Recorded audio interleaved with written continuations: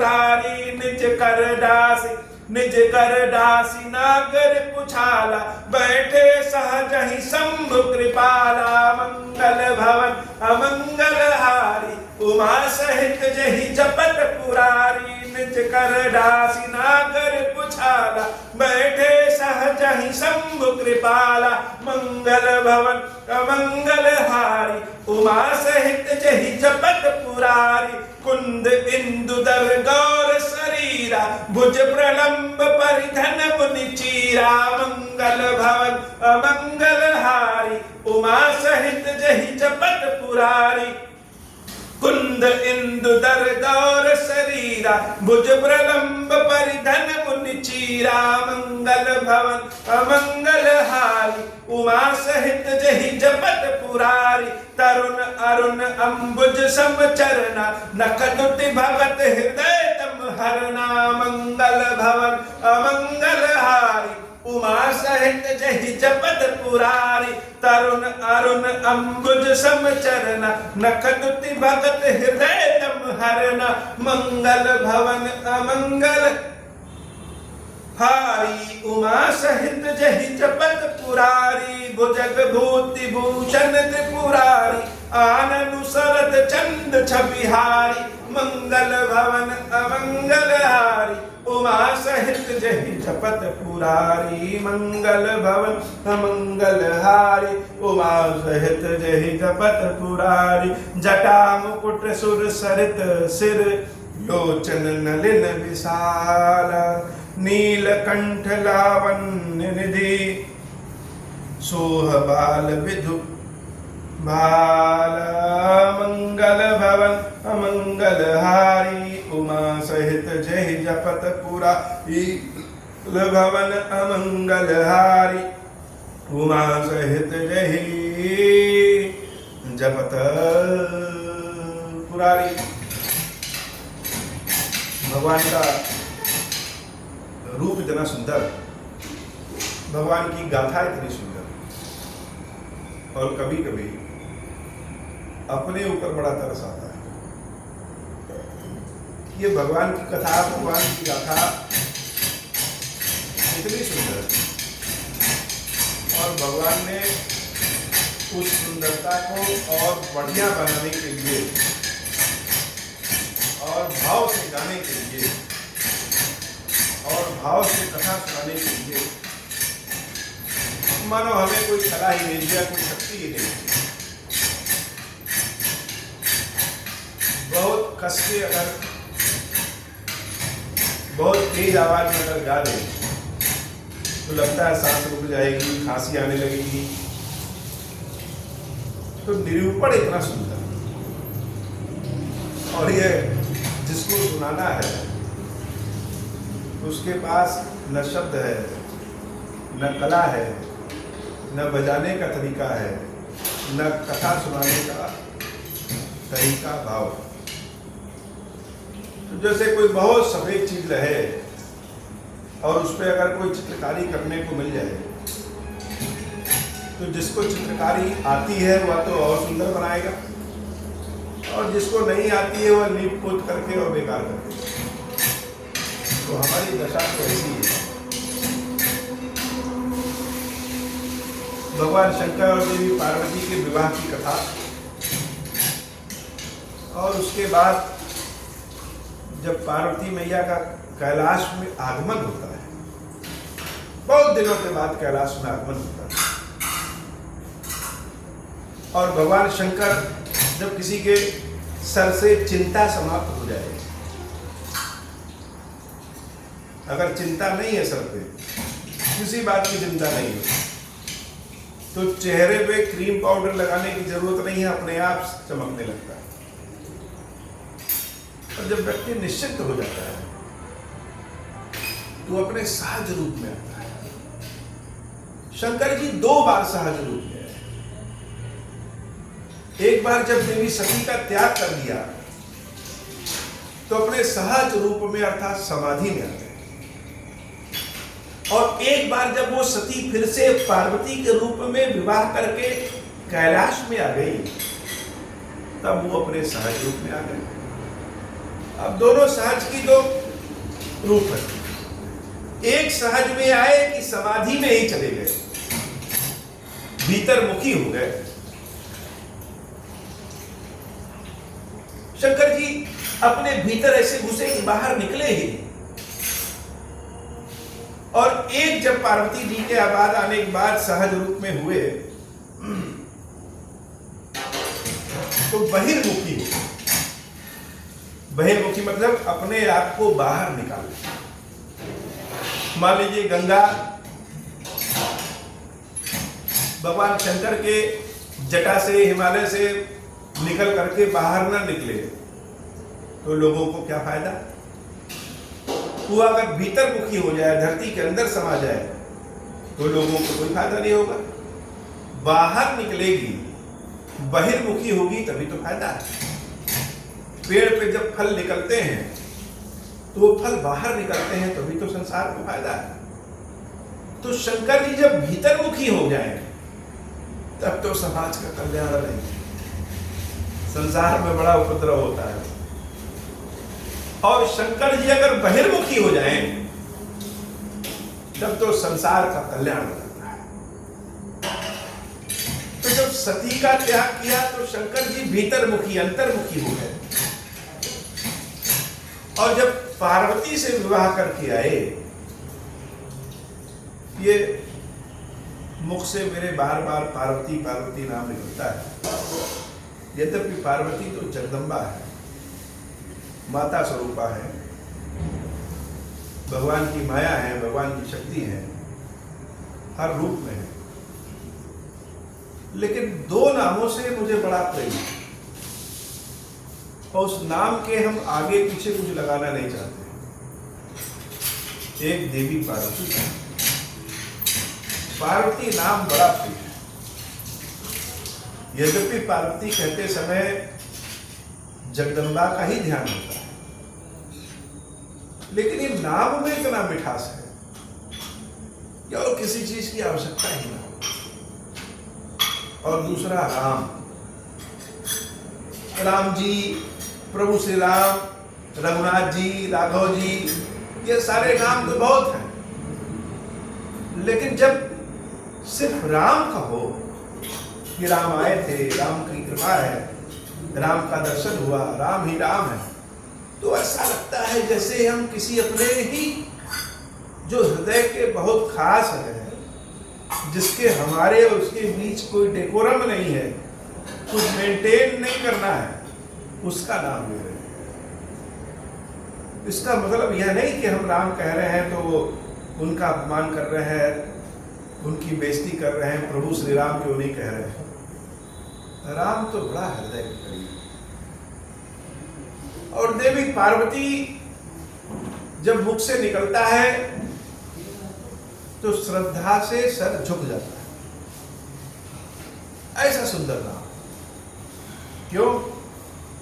शंकर जी को बहिर्मुखी बनाने वाली ही पार्वती। आज अगर शंकर जी से सारा संसार जो इतना आनंद में है, जो शंकर जी सबका कल्याण करते हैं, उस कल्याण के पीछे ही पार्वती। तो जब विवाह करके पार्वती जी आई और शंकर जी के सर से चिंता समाप्त हो गई। शंकर जी को दो ही चीज चाहिए, एक श्री और एक राम। ओम तो खुदे हैं, श्री अर्थात पार्वती और राम। शंकर जी अकेले राम राम नहीं करना चाहते। अपने दाहिने भाग में बिठाकर,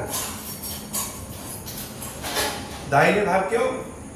प्रभु की पूजा जब करते हैं तो पत्नी को दाहिने भाग में बिठाते हैं। दाहिने भाग में बिठा करके राम राम करना चाहते हैं। और जब नाम जप कर रहे हैं तो बाएं भाग में बिठा करके। तो शंकर जी को मुख्य रूप से तो दो ही चीज चाहिए, एक श्री। जब से उनके जीवन से श्री चली गई तब से शंकर जी बैरागी हो गए। कोई कथा आप नहीं पाएंगे, कहीं नहीं पाएंगे कि शंकर जी से के जीवन से जब सती चली गई तो उन्होंने किसी को आशीर्वाद भी दिया हो। जब पार्वती प्रकट हुई उसके बाद आशीर्वाद का काम चला। तो एक तो श्री और दूसरा राम। तो अब श्री कैलाश आ गई है, तो अब राम में तो संसार होगा ही। तो जब सर से चिंता समाप्त हुई तब क्या किए? शंकर जी ने अपने सारे गणाध्यक्षों की छुट्टी कर दी, जाओ तुम सब लोग घूम टहलाओ, सब घूम टहलाओ। सारे लोग घूमने टहलने चले गए हैं। तो एक कैलाश पे पेड़ के नीचे जिस छाला पे, जिस आसन पे शंकर जी बैठते हैं, उसको अपने हाथ से बिछाया, अपने हाथ से।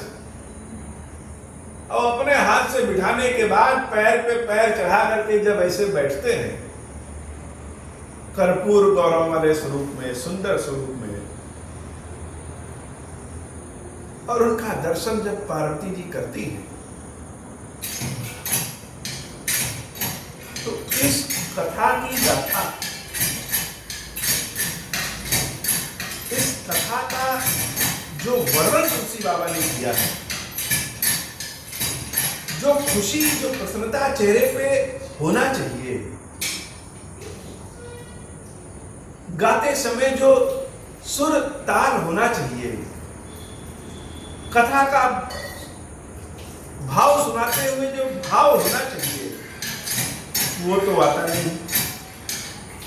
तो कथा और गाथा तो शंकर जी पार्वती जी के विवाह की कह रहे हैं,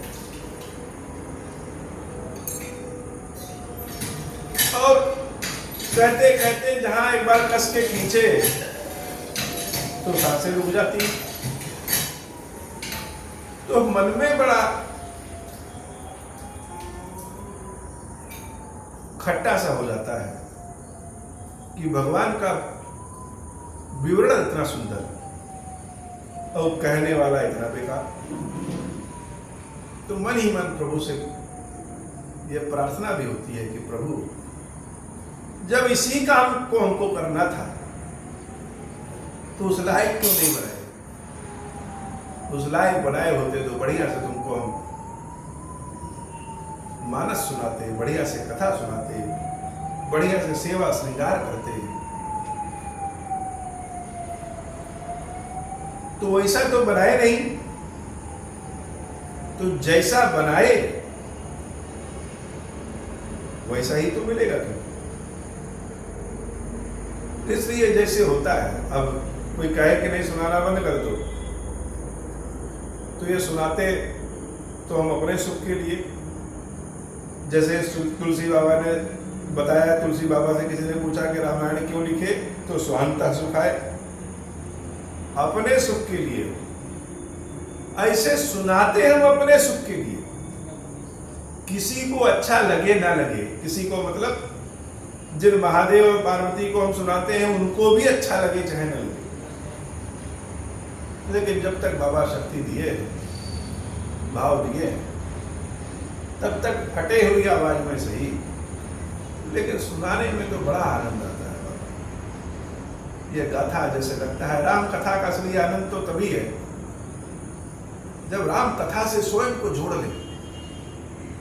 शंकर जी जब दूल्हा बनकर के पार्वती जी के पास जाते हैं, उस समय का भाव शंकर जी के चेहरे पे और देवी पार्वती के चेहरे पे क्या भाव होगा?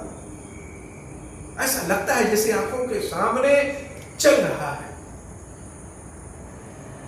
भगवान शंकर बड़े ही विचित्र स्वरूप में गए। विचित्र स्वरूप मतलब दूल्हा आदमी बन के जाता है तो एकदम जिंदगी में इतना सुंदर नहीं लगता है जितना सुंदर उस दिन सच समझ के जाता है। लेकिन शंकर जी तो विचित्र अवस्था में गए। ऐसा श्रृंगार कि कोई देखे तो हंसने की बात छोड़िए, डर करके भाग जाए। हिमाचल के यहां पहुंचे तो बच्चे तो उनको देख करके डर गए, भाग गए। जो बारात को देखने के लिए आगे खड़े रहते हैं वो जब दूल्हे को देखे तो भाग गए। विष्णु को लोगों ने देखा तो सोचा ये दूल्हा है, तो नहीं ये दूल्हा नहीं। इंद्र को देखा इतने सुंदर है, ये दूल्हा है, पता चला ये भी दूल्हा नहीं। और जब शंकर जी को देखा तो बच्चे तो देख करके भाग गए। मैना देवी ने जब शंकर जी को देखा तो मोही बेहोश हो गई, और जब होश में आई तो उठ के गई तो अपनी पार्वती को निहार गई कि जो फल, इतना सुंदर फल किसी अच्छे वृक्ष में लगना चाहिए, वह बबूल के पेड़ में लगने जा रहा है। तो दोस्त तो किसी को देना है, किसको दे? तो नारद जी को दिया। नारद जी का अपना घर तो बसा नहीं है, तो इसलिए मेरी बिटिया का भी घर वो बसने के पहले ही तोड़ दे रहे। तो विवाह हो या कुंवारी रहें, विवाह तो नहीं होने देंगे, पार्वती को अपने घर रखेंगे, लेकिन इस दूल्हे से विवाह नहीं होने देंगे। अब शंकर जी को सोचिए कि जो स्वयं ईश्वर है, जिसके क्रोध से लोग डरते हैं, वो जब अपनी सास के सामने पहुंचते हैं, देवी मैना के सामने पहुंचते हैं, तो देवी मैना के कठोर वचनों को सर झुका करके सुन लेते हैं। आज अगर कोई दामाद जाए और सास उनको बुरा बुरा कहने लगे तो जिंदगी में दोबारा कभी ससुराल न जाए। लेकिन शंकर जी इतने शक्तिशाली होने के बाद देवी मैना के वचनों को, कठोर वचनों को सर झुका करके सुन रहे हैं और जा करके जनवासे में बैठे। जिन शंकर जी के दर्शन के लिए लोग, मुनि लोग पता नहीं कितने सालों कठोर तपस्या करते हैं, उन शंकर जी को मैना ने देख करके रिजेक्ट कर दिया कि नहीं करेंगे विवाह। तब नारद जी ने समझाया, वो रूप दिखाया जो मैना नहीं देख पा रही थी, कि पार्वती तो सदैव शंकर की है। तो लिखा क्या तुलसी बाबा ने? सदा सर्वदा शंकर प्रिया। कितना सुंदर शब्द है, मानस में एक एक शब्द बड़ा सुंदर। सदा सर्वदा शंकर प्रिया। हे मैना, आप तो माध्यम है इनको मिलाने का, यह तो सदैव से शिव की ही रही। आप क्या अलग करेंगे? रूप पहचानिए। ये जो देवी हैं, जगदम्बा हैं, ये किसी कर्म और फल के चिंतन में आकर के शरीर नहीं धारण किया है, अपने इच्छा से आपके कोख से, आपके घर में जन्म लिया है। यह तो ऐसी है। और जब मैना को पता चला, शंकर जी का वास्तविक रूप जब पता चला, अच्छा पता भी चल जाए तो भी मन नहीं मानता है जब तक कि आंखों से न देखे। जैसे लोग जानते हैं कि दूध पीना बड़ा सेहतमंद होता है और कोल्ड ड्रिंक पीना बड़ा नुकसानदायक, पता है, लेकिन कोल्ड ड्रिंक पीने के लिए ज्यादा आनंद आता है। तो मैना के भीतर ज्ञान तो आया, लेकिन अभी भी मन नहीं मान रहा है कि नहीं, नारद जी जो कह रहे हैं वो सही। अच्छा सही भी हो तो भी हम अपनी पुत्री का विवाह ऐसे भगवान के रूप से क्यों करें? देवी पार्वती ने अपनी माता से कहा कि हे मां, एक बार मेरे शंकर से मुझको मिलवा दो। उसके बाद क्या है, भगवान शंकर एक कक्ष में देवी पार्वती के समक्ष गए, और जब शंकर जी के स्वरूप को पार्वती जी निहारती हैं, तो शंकर जी जैसे कपूर को हवा में छोड़ दीजिए तो पिघलने लगता है, उड़ने लगता है, वैसे शंकर जी से लगे कि द्रवित हो रहे हैं, पिघल रहे हैं। पार्वती ने पूछा, भगवान आप तो इतने सुंदर, और ये कौन सा रूप बना करके आए? ये कौन सा रूप बना दिया है? आज भी लोग शंकर जी सोचते हैं तो गले में नाग जी को लिए हुए, तन पे भस्म लपेटे हुए, बिच्छू का कुंडल बनाए हुए, यही तो चित्रण करते हैं। लेकिन आखिर यह रूप हुआ क्यों, जिसको कहते हैं कर्पूर गौरम करुणावतारम संसार सारम, उसका यह रूप? हे प्रभु, आपका यह रूप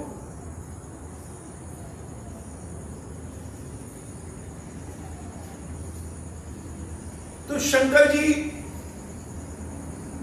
मानो यह कहना चाहते हैं कि हे पार्वती, जब से आपसे बिछोह हुआ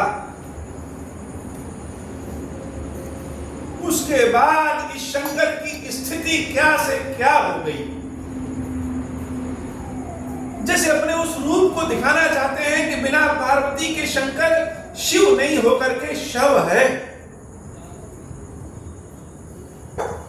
यह भाव तो पार्वती के अलावा कोई समझ नहीं सकता। बहुत सुंदर शरीर लेकर के भी क्या करेंगे जब देखने वाला नहीं है।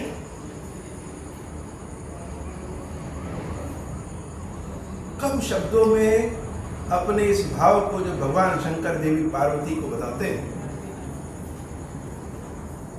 तो पार्वती के कई जन्म भी भगवान शंकर के इस प्रेम के आगे कम पड़ जाते हैं।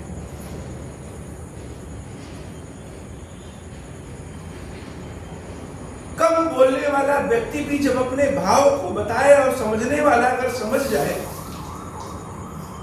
तो ज्यादा बोलने वाला भी चुप हो जाता है।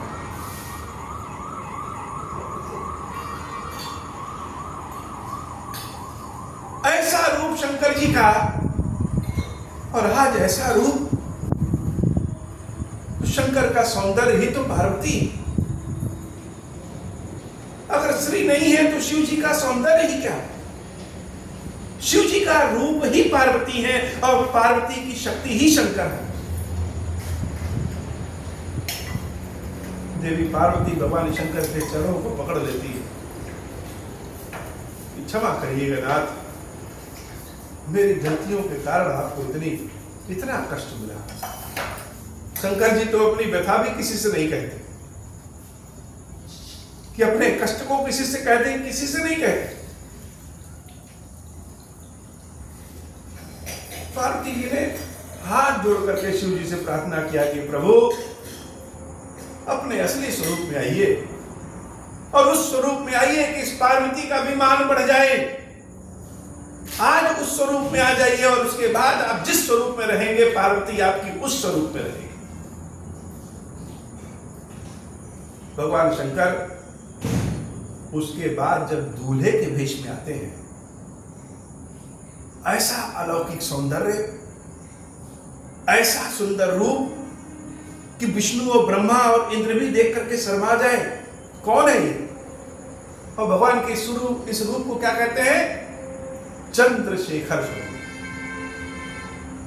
भगवान शंकर जब विवाह के लिए पार्वती जी से अपने असली स्वरूप में आते हैं तो चंद्रशेखर स्वरूप में जब सजते हैं, वैसा रूप ना आज तक किसी का था और ना है और ना रहेगा।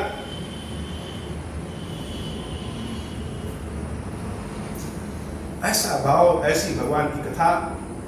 मैना देवी पार्वती जी से प्रार्थना करती है कि हमने अपने भगवान शंकर, अपने जमाई, अपने दामाद का जो अपमान किया, इनको मनाए कैसे?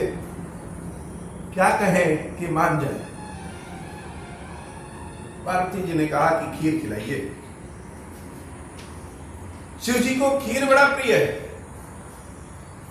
और मैना देवी अपने हाथों से खीर बना करके विवाह के बाद अपने हाथों से खीर बना के सुबह दूल्हे को खिलाया जाता है, तो मिठाई खिलाए, पूरी खिलाए। मैना देवी ने अपने हाथों से खीर बना करके माड़ों में शंकर जी को खिलाई। भगवान शंकर बड़े प्रसन्न हुए और शंकर जी से विनती की कि हे नाथ, इस पार्वती से अपने घर के सारे काम कराइएगा और कभी कोई गलती हो जाए तो क्षमा करिएगा। अब शंकर जी के पास तो शब्द नहीं है, क्या बोले। और देवी जब कैलाश आती हैं तो कैलाशवासियों का भाव, और कहते हैं देवी के कैलाश आगमन के ही खुशी पे होली त्योहार मनाया जाता है। तो बाबा आज की कथा इतनी ही। श्री खीरेश्वर महादेव जी, खीरेश्वरी मैया जी हम सब के ऊपर बाबा कृपा करेंगे।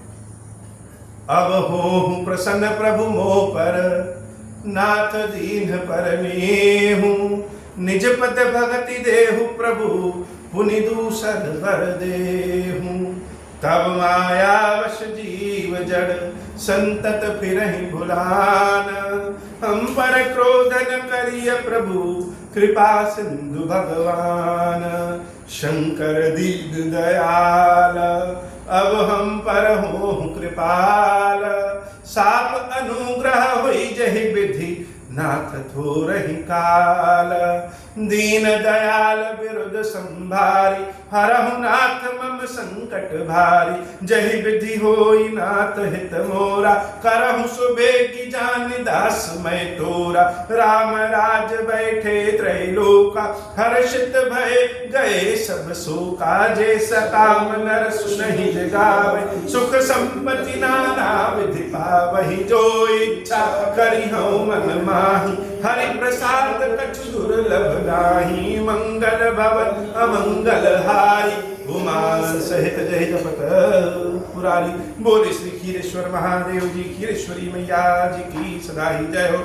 खीरेश्वरम, हे भगवान शंकर, आप ऋण पातक दुर्भाग्य और दरिद्रता की निवृत्ति के लिए तथा संपूर्ण पापों का नाश करने के लिए मुझ पर प्रसन्न होइए। मैं दुख और शोक की आग में जल रहा हूँ, संसार भय से पीड़ित हूँ, अनेक प्रकार के रोगों से व्याकुल और दीन हूँ। खीरेश्वर मेरी रक्षा कीजिए। देव देवेश्वर, सबको निर्भय कर देने वाले महादेव जी, मेरी इसकी हुई पूजा को पार्वती जी के साथ ग्रहण कीजिए, मेरा मंगल करिए। महादेव शिव शंभु, महादेव शिव शंभु, महादेव शिव शंभु। ओम श्री राम।